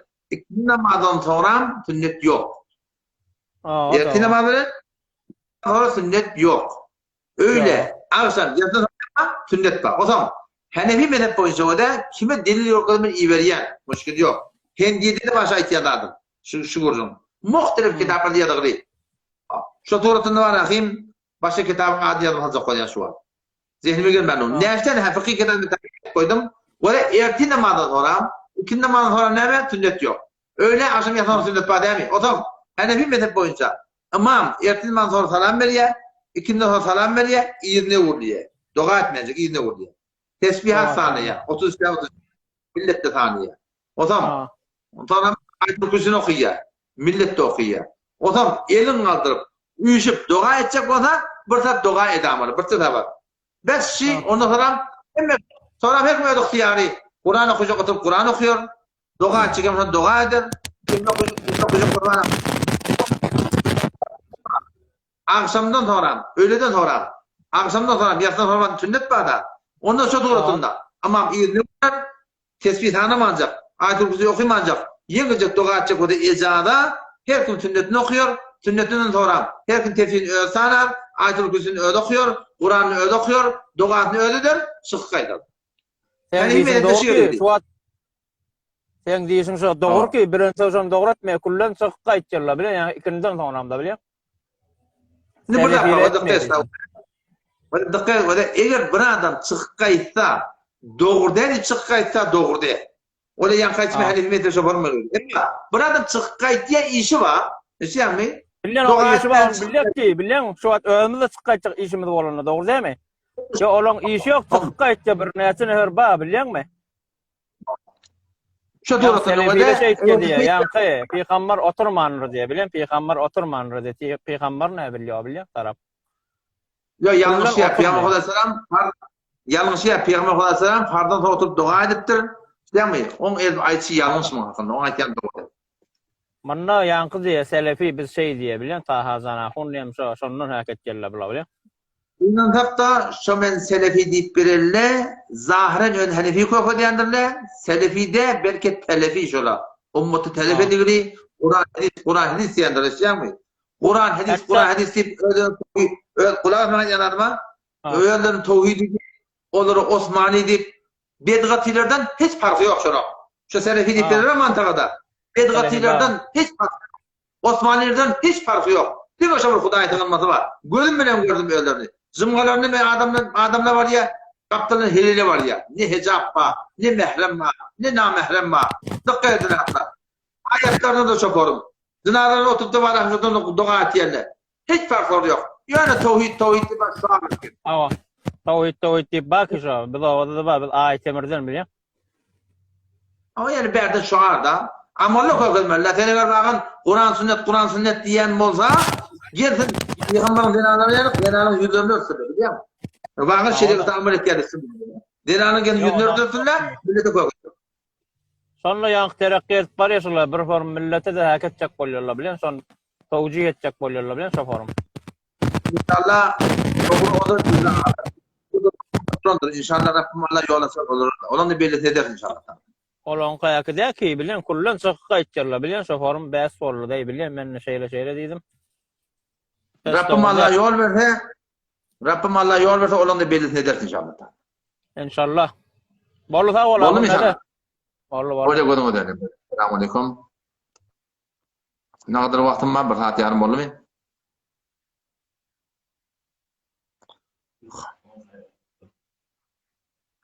Bir yerde sorapdı. Esiyetin nerede? Ben esiyet doğduk mekanım yol masalyanına. Kuçe Delaver'de bizim evimiz vardır. O öyle satık kayıttık küllen. Haşa sorapdı. ne kadar heleylere de erkeklere zından pay verdiği diye de o şu zılla da atla şu adamları gumrah etmedi şimdi geliyor. Uçak kavurk geliyor da zılla da atla. Uçak kavurk geliyor. Adam Aleyhisselam'da şu ibliske zıllan başlıkları şol gumrah demeyin. Yadıracak olanı haktan Huday tenen imediğinden idirecek olanına şu iblis adama ta kavurk geliyor. Ve qasamahuma qasam işte diye inni lekum ala minen nasihin. Şundan mı hayır ha ey Adem ey Havva deyip qasam işte diye. Ve ayette diye şu imellerden dinin iyatanım en tekune melekeyn firişte olayan. Ev tekune minel halidin hemice qaliyans cennette deyip diye şey deyip şunun kaymaklarına sebep bol haktan diye. Uçak kavur geliyor. Ve şunu konuşu işan helili de atlı yapına zından pay verilir bardat. Böyle uçak kavur geliyorlar. Ona behevettim ol gelir. Ona halet ne var ki, on yeni rapor gelir. Sonra kangram ildirinden sonra dige olur veletmen var. Hem evlere bir gumrah ettiye milleti de şu torunu olan adamlar gumrah ettiyerler. O adamdan aslında benim Osmanlı'da oğlum aslen doğru derler. Hop. Ahirkin uğray men Nurettin. Ahirkin uğrayla. Hop. Öyleydi. Ahir Müslüman'da oğlum gelsin. Tamam.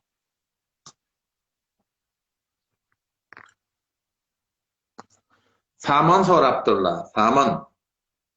Ki hoptamtımın üşüriyaz, kışımın bahalana satıyaz. Neten ha saman? Tüy, yağ, hayatı bırdak buldum.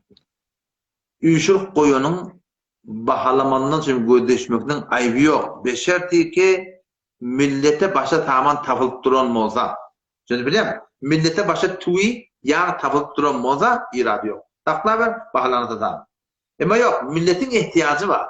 Milletin gereği var. Millet tefsir ketpiye tamanın yerinde. Kendi tamanıma vermeyedin, şu anla verecek deyip bakayım. Bu doğrusu haramda Müslüman doğru. Aslında doğru değil.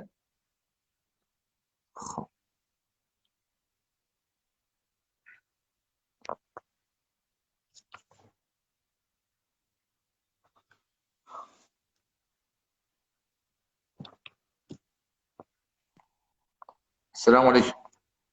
Ve aleykümselam. Ana olan kavmum. Oy elhamdülillah ustad kavum alın. Elhamdülillah. Sağmatın mı? Men kavum Hudağa şükür. Sesim dadım var ya ustad? Ma tekmil sesin geliyor. Hayda sonra hayda. Men öde ustad bir var. Mesela şu doğa soğululu var. Live koyu. Ohun bir live'ını o doğa soğulunu kavum ki ben de Hudağa yani bilmeyen neyim diye şey işler ettiye. Yani sen ağından bir eşdeyliydik. Live koyunna live'ına her kim gelip seviye biliyor musun? Ohun bir evvel bir tane ahunu bir mantagan ahunu sevdiler, sevdiler özünde bilenlerin atçı qawalyanna. O live koyun oğlanın da adını qawalyandırsın. Onda da dostolar men on xeyrxah bolup sual soraşyan. Sen gurrungda eşitip bu hem millet eşitip bu. Ohun şu yani Allah Teala Kur'an'da deyipdir her kim mesela fesadı fehşan camiana men şu züre mefhumu şu züre de fesadı fehşan camide yayramaklıqını islese şu adamı lanet bolupdur deyip şu züre bir ayet geliyor değil mi? Sure Nur ya Sure Ahzab'da innellezine yuhibbun en teşi'al fahişe fillezine amanu lehum azabun alim fi'd dunya ve'l ahire geliyor. Hava. Ohum şu ayan elen bana şu bir zahmet şu mavzusunu bir açıkladı ver gurrunu. Om şol oğlan açıya ohum defa seviyelle gelsin diye biliyorsun. Ohum şu sevdiriliye. Her forum sevmet. Yani dünyanın içinde pestlerin, bidireklerin sevilme olsa başka bir kişi gelip seviyelle. Ohum hem seviyelle yarsıla da kişi olancık daha da gelip keyfine seviye. Fakat tefrihi bir seviyeyin gülüşeyle doğru hem. Ohum şon page'inin üstü melen yani şu doğa oğlan iki evvel qov işlep bu program ayağı taydı. Şon page'inin üstü melen camiye kullen 200 nefer wediye kullen sevilme yayralya. Programın içine yar teleke gıydıla da geliyor. Mesela bir deyip tu falan doğanım diye. Men bir neştane şarabım ma diye şunu niye followerlarına ait da şunu geçireyim ne diye. O da oğlana şon page'ini istoriya edip koyuyor. Ağa şun şarabı var adı var. Ne şarabı var adı var. Gelin alın değil mi ki? Şu qıyız öten alşam vesel olanına mesela şu bir gece unçağı vesel olanına aitti falan doğan neydi? Men 3-4 tane şarabıma bir bisikletimde qalı şunu bir geçirde verdi bana diye followerlarına aitti. Ohum şunu da tebliğ etti be. O bariyatdı ki dinin üstünde bir zatın üstünde bariyatdı. Ohan bireşi fahişe gıyırlar var. Mesela teleke gıyırlar var. Şolar tebliğ etti bir neşri. Soğramda şu fakat sevme neşir oluyor şu pejden. Şu pejin şol oğlanın hükmü ki biz hevura qow berek şol oğlan eykaş qow yol bilen istetdi dip arzu etdik doga etdik. Şol oğlanın hükmü näme şu işler etdiye. Şon qow etdi bir zahmet düşündürdi aytdı. O da sarı şunutlu Müslüman doğulum ki umman kimliğini bilýärmen ne yaptık melenak. Ki bir jawan olan Türkmen otam bulada peji var. Pejinde onun çağırıp sevgili gözünleyip özüne sevdirip birbirini sevdirip bilmeyen bolarını onun bilansıt namusu gelip bilmeyen gelip o bilen malahı şu tordan jof bolup men aragım şarabıma tatıp berdi onu bilmeyen soruyu koyup kullen öde ol ten aytyan ayetin innellezine yuhibbuna bişik olur ki qawwar yerler en teşi'al fahişetu fillezine amanu ki Müslümanların arasında fahişe, zina, şunlara fahişe de adlan yayırmaklığına qawwar yerler diye Allah Teala lehum adabun alimun fid dunya vel ahiret. Galiben 58. ayet Sure Ahzab'tadır.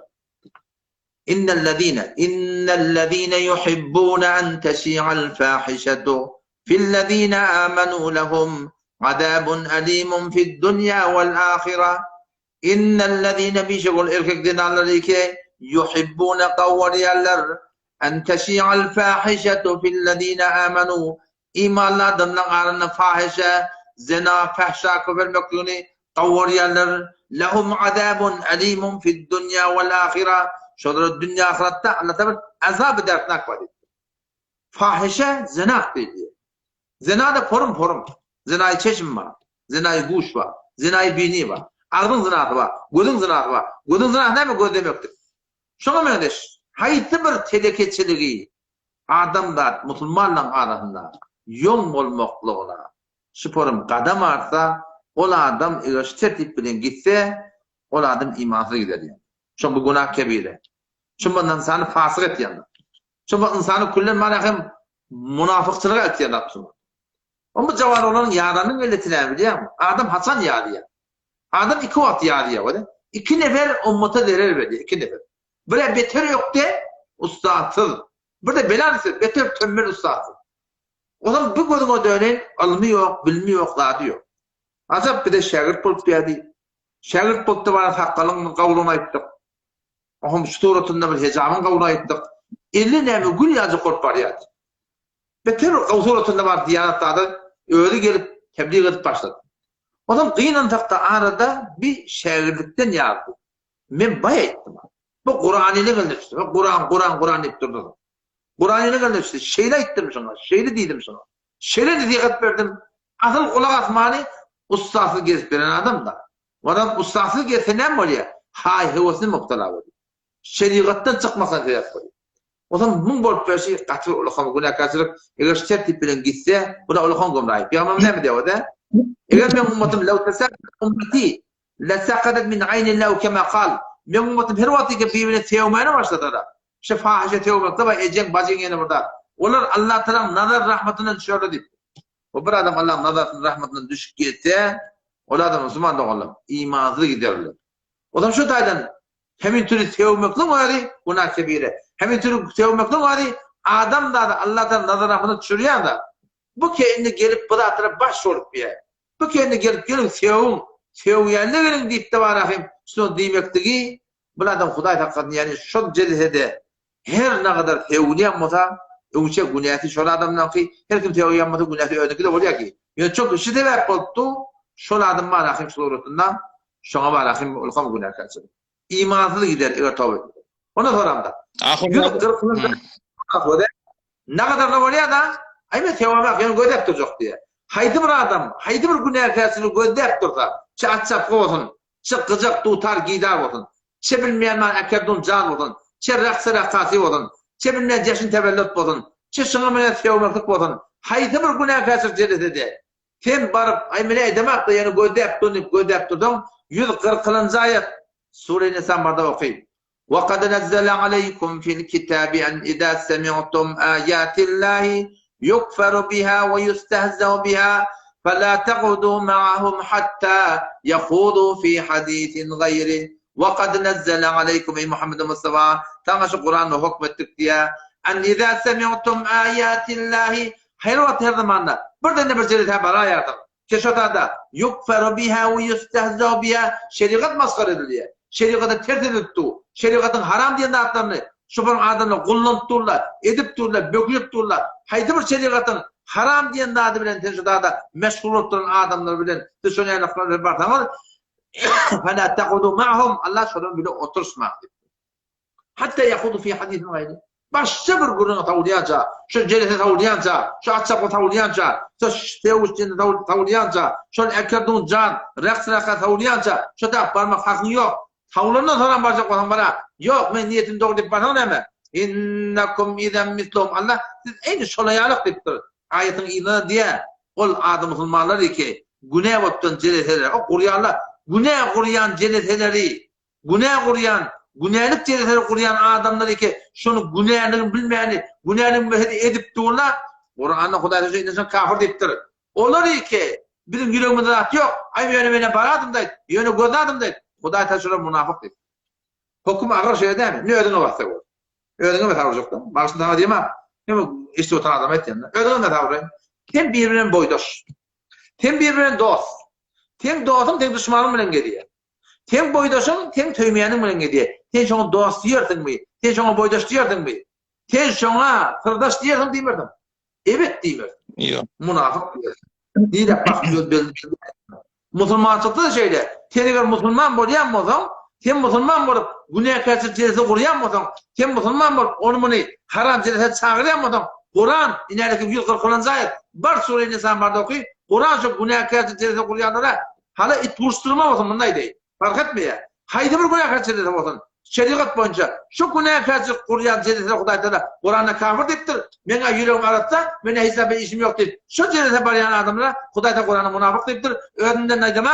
Tefsir-i Kabuli 140 ayet Sure-i Nisa bardan okuy. Sahabe tefsir-i Kabuli Şebir Ahmet Osmani rahmetullahi aleyh sırahatan şu dağda bir adı Müslüman men yüreğim doğru deyip şu günah karşı cezası barsa şu münafık deyiptir Müslüman. Vay bahar o adamlar ki şınyanak günah karşı cezası kuruyorlar.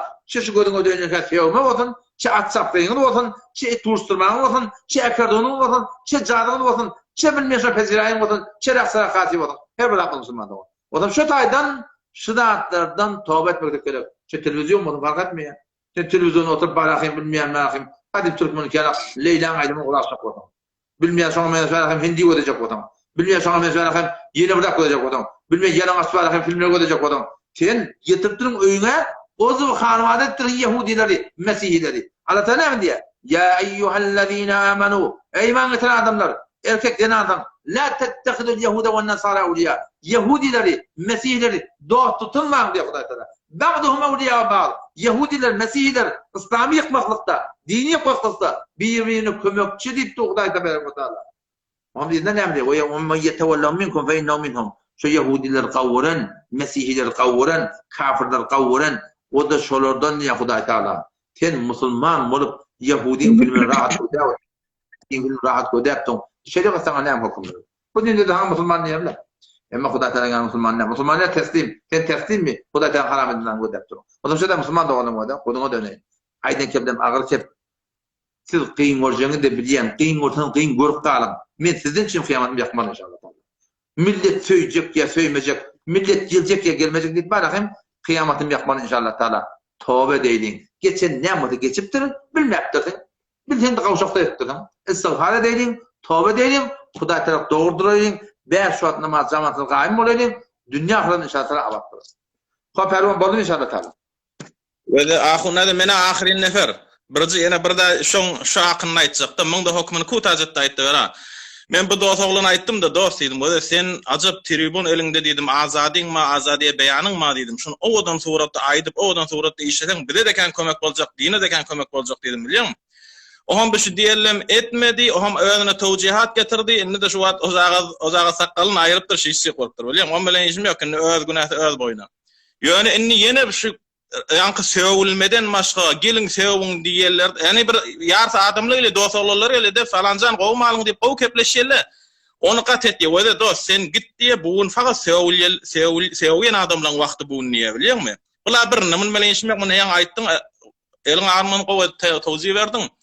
Yine şun içine hukum veriye. Sual soruşuyorlar. Bir de cevap veriye. Halan cevabın veriye. Mesela ne falan zina etsen necirek falan cürü. Halan cevabın veriye. Şu hukum vermeyen günahı ne kadar? Şunu bir ayette ver o ham bollu men sualım. Fetva veriyor öyle. Şola ne? Kur'an ne geliyor? Allah Tebarek ve Teala soruyor ki öz akılından, öz fikrinden, öz oyundan fetva veriyorlar. Soruyor dittir ve la taqulu lima tasifu alsinatukumul kadhib hada halal ve hada haram litaftaru ala Allah'il kadhib ve la taqulu aytman. Ne aytmanlar ya Allah Teala? Lima tasifu alsinatukumul kadhib yalandan öz kellerinin, öz fikrinin, öz oyununun duyguğunu öyle hada halal ve hada haram deyip aytman diyor. Ne deyip? Litefteru Allah'il kedib. Hudayı yalan mağlap durdum diyor. Men şu fetva verdim. Öz oyumdan verdim. Men şu haydi bırak doğru diye. Haydi bırak doğru diye. Şu Huday doğru diye dediğin moya. Huday doğru diye dediğin moya. O da men şu aytken kimde yanılsam men Hudayı yalan mağlap duran adam. Olar diyor ki Huday taraf sıfırım yalan mağlap dururlar. Öz aklından öz oyuna fetva verirler. Allah Teala ayetin inayettir.